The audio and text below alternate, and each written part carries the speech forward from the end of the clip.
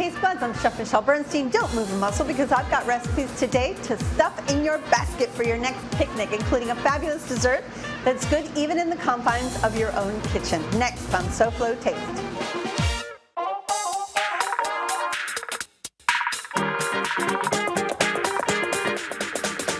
How fun is that?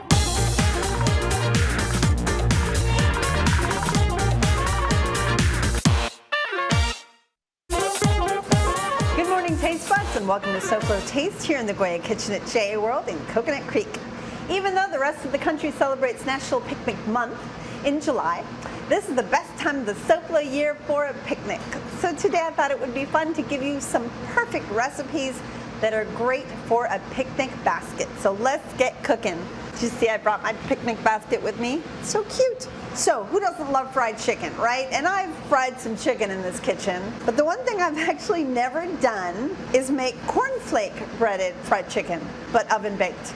Here we have a little bit of buttermilk and eggs mixed together. I love ranch dressing and I love cheating with a little ranch dressing powder. So I'm gonna add some of that into my buttermilk and egg mixture. And then to my right, your left, I have some cornflakes that you can either take in a food processor and crush them a little bit finer, or you can easily do that with your hands. And to that, I'm gonna add my favorite flavor for fried chicken, a little bit of Old Bay. Mix that up real good. As for chicken, and this is up to you, you can use chicken breast or thigh. I got these gorgeous boneless, skinless chicken bites. Look how big they are. These are beautiful, and these are from Delaware Chicken Farm and Seafood Market, a great place for all kinds of poultry and basically everything else. Call them at 954-983-6831, or just go to DelawareChicken.com and place an order, and they will actually deliver it straight to your car. You got to go to 4191 North State Road 7 in Hollywood, and make sure you tell them Michelle sent you. Oh, hot sauce, but I have chicken on my hands. Can somebody help me? Come on, Kevin. Kevin, I have chicken on my hands. Can you just throw a little, just, you know, a couple of shakes. Thank you, Kevin. So Kevin is our producer's grandson. And we might just replace him with Kevin. We'll see. All right, just kidding. Love you, Glenn. All right, so we're gonna take the thighs, and like I said, you can either use thighs or breasts. It's really up to you. Now, I'm going to teach you how to do a whole chicken thigh breaded and baked. But if you want, and I highly recommend, on your picnic, no one really wants to use a fork and a knife. Let's make things simpler, right? So I would cut these down into finger-sized pieces, and you can bread them like that. So it's really up to you how you want to do it. So make sure that when you're using the cornflake that you're really coating the heck out of this chicken. Make sure you don't use frosted ones. All right. Get that in there real well. Kind of push on it to make sure that you are getting a great coat. And remember, of course, that Old Bay is in here too, so you want to get all that in there. And then place the thigh or breast onto a rack that's over a sheet. Now, I would absolutely spray that rack with cooking oil spray, because if not, you have, of course, the possibility of that sticking. So that cooks in about 25 minutes. If you cut them into strips, I would absolutely cook them a little bit less time. Let me show you what they look like. So these are them, and they're just beautiful. The color is gorgeous. So I cut one into strips to show you what it was like. And what I would do is just take any kind of a plastic container that's easy to take with you and line it with a little bit of parchment paper. But I wouldn't put a cover on it, because what's going to happen, it's going to get a little bit humid and you're going to lose your crust. So have one piece on the bottom. Place either your little finger size crispy chicken, or you can put a whole one in there. It's really up to you how you want to do it. I would lay a bottle of Tabasco in there. Cover it with another piece of parchment. And I think, ladies and gentlemen, we are ready for our picnic. Come back, we'll show you so much more.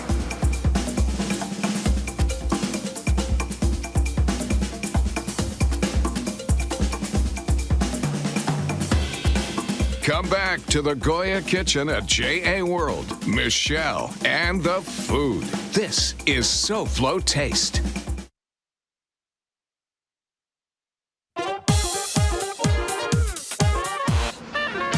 Welcome back to SoFlo Taste and my picnic show. In the Middle Ages, picnics were an extravagant outdoor activity organized for groups of royal hunters. They eventually shifted into simple meals anyone would pack into a bag and enjoy in the sunshine. The French introduced the modern idea of picnics when they opened their royal parks to the French public after the Revolution in 1789. So let's get back to packing the perfect picnic in 2022. How perfect is that? All right, so let's make some potato salad. This is kind of in the style of a New York, I guess you could say, because it does have eggs. So I've decided, instead of keeping the onions raw, to cook them. These are red onions and they're really nice small dice. So we're gonna go ahead and cook them in a nice neutral oil. While they soften up a little bit, let's go ahead and keep going with the recipe. Of course, we need some mayonnaise to start off. And I really think mayonnaise is very personal, and the types of mayonnaise people use is even more so. So I'm not going to tell you what I use because I don't want you to be biased, according to what I use. I want you to use what you like. But there's some out there that are too sweet. All right, let's move on. A little bit of Dijon mustard.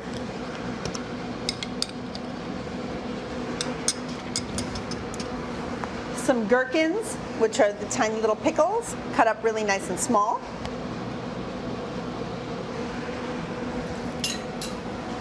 Just a little spoonful of red wine vinegar.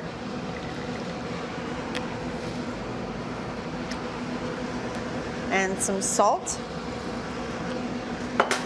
and pepper. If you want to be proper, you can use brown white pepper, of course. That's a lot fancier so that you don't see the little speckles of black. Just a pinch of cayenne pepper. And let's go ahead and mix that up before adding anything else to it yet. All right, so here is our base.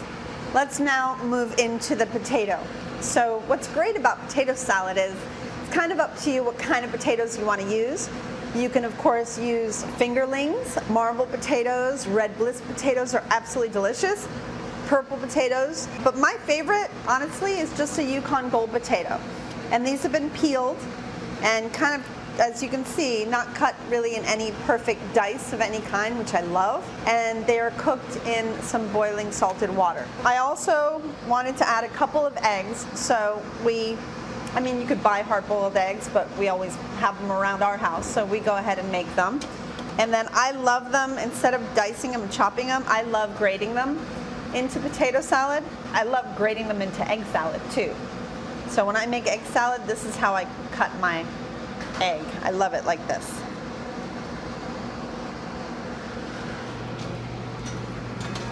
So let's fold the egg into the mayo.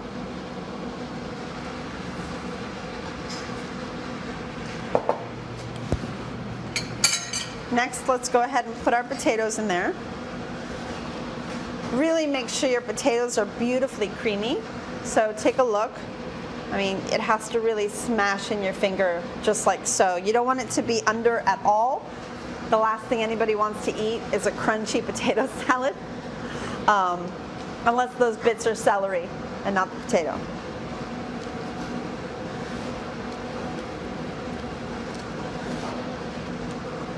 And you can have everything staged like I did. The potatoes can be cooled, everything can be ready, and then you toss everything right before you leave.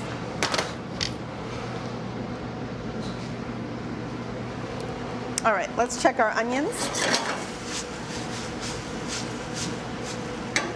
And our onions are now translucent. So normally I would wait for them to cool off just a little bit, but it's okay, it's just us. Don't tell anybody I did this. We'll go right in. And let's mix everything together.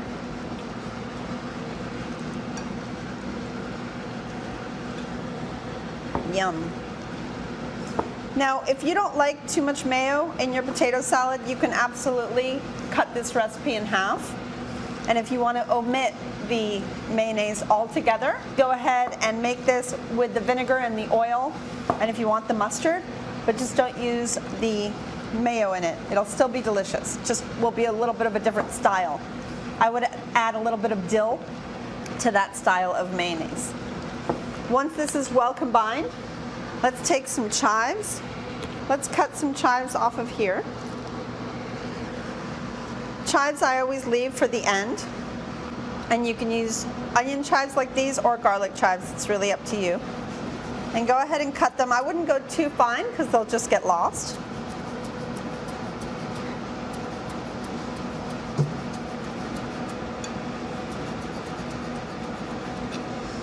And let's go ahead and sprinkle them over the top and combine them in.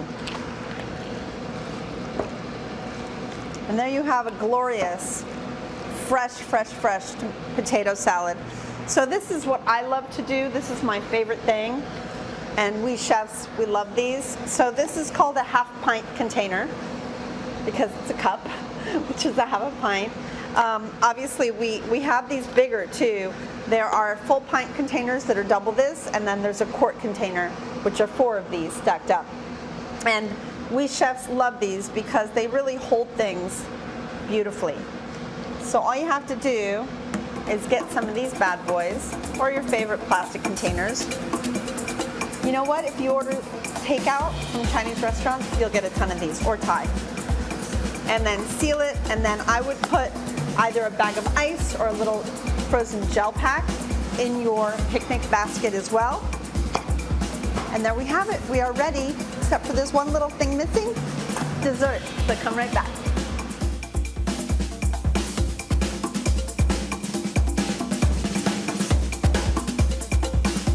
Hi, I'm design expert Elena Capra. Michelle will be right back. And don't forget, stay tuned for another episode of SoFlo Home Project following SoFlo Taste. SoFlo Taste will return right after this.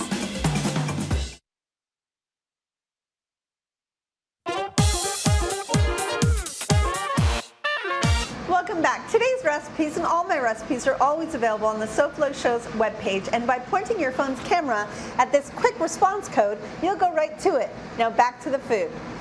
I thought it would be great to fill our basket with some dessert, and I think because of the fried chicken, well, kind of fried chicken, and of course that yummy potato salad, what's better than key lime pie? Now, can you take a pie to a picnic? Maybe if it's in your backyard, but I wouldn't take it in a picnic basket, or I don't even think in a car. So I decided to create a key lime pie in a jar. Now that has to be obviously no bake, and if it is baked, then you have to make a bain-marie and the whole, you know, bain-marie, baking. It's a lot of work, right? So I just wanted something simple. So here's what I did. To make the crust, we've got graham cracker crumbs, a pinch of salt, and some sugar, and then finally some melted butter. Let's combine all that. Now every no-bake key lime pie that I've ever looked at, actually every no-bake pie, doesn't cook the graham cracker. And I don't know about you, but let me see. That's just not a great mouthfeel. It's not bad. It tastes good. It's salty, sweet, and all that goodness. But to me, there's nothing like a baked crust. So let's go ahead and put this on a little cookie sheet with some paper on it. Spread it out. And bake it until it's really nice and crispy. When that happens, it looks like this. It's like a streusel dough. So it's little crumbles that are really crisp, delicious for the bottom, and maybe even the top of your jarred key lime pie. Let's move on to the filling. So you start out with cream cheese. We're going to add a little bit of cream to that and some condensed milk, which is all the sweetness we're going to get. We're not adding any sugar. It's just like a key lime pie filling. All right. So you really need to work this and get it really smooth using a mixer. So let's do just that.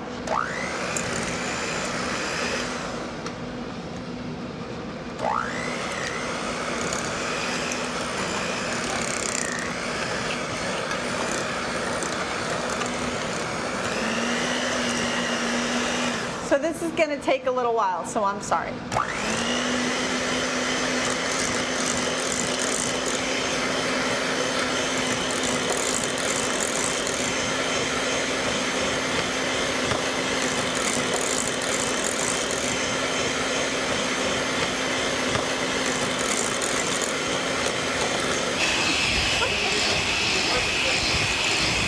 It's crazy.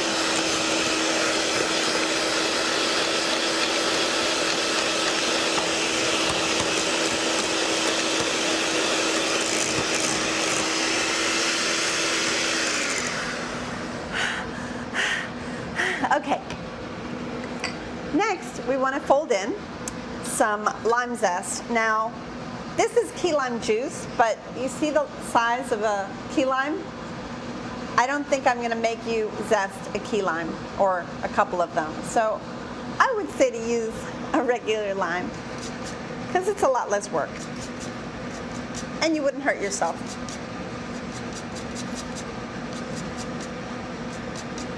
So I've always made key lime pie with lime zest. I can't imagine going without because it just gives you the whole lime experience. There's nothing quite like the fragrance of the zest of a lime. All right. Then we're going to add in the juice. Just give it a very quick spin.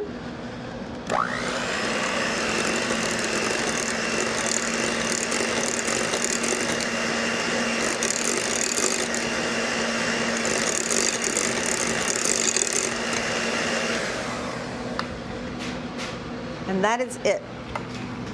So, what you're going to do is take some of your streusel and put it into the cup. Now let me explain to you the difference between a baked streusel and a non-baked streusel. So you can't really mold this too well. You can press on it a little bit and you can let it sit, and you do have crispy, delicious chunks of streusel. However, when you use the raw version, which never gets baked, you scoop that in and it actually sets perfectly. But again, I love this so much more than I love this. That's the only part of this that I like. So I'm gonna go with a baked just because it tastes so much better. For me, I would rather the texture and the flavor. Then take a scooper and go ahead and scoop the key lime pie filling into each little glass. That of course has a closure. Make sure whatever you do, you choose any kind of a dish that has some type of a plastic closure. Okay, so you're gonna take this and set it in the refrigerator. Best is overnight. It only takes about an hour. And when you come back, I will show you how beautiful that'll look. And of course, we have some toppings for it. So don't move a muscle.